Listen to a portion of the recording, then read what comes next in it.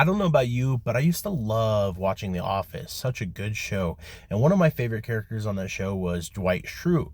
And if you've seen that show, you know what kind of character he was and how he, handled himself around other people. He was played by Rainn Wilson.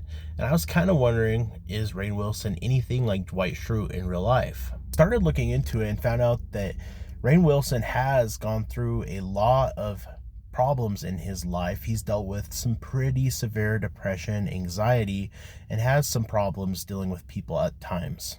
Despite that, you're probably never going to hear anybody that he worked with, as far as the cast and crew of that show, say a bad thing about him.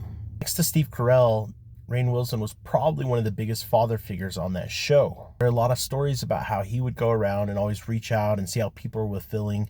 He would write people these little notes with positive things on them throughout the day, just lifting people up. And he was always the guy you could go to lean a shoulder on if you were going through a hard time.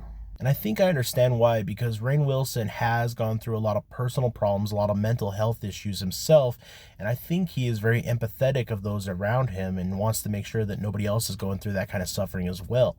And so in some sense, Rainn Wilson and Dwight Schrute are completely opposite of each other.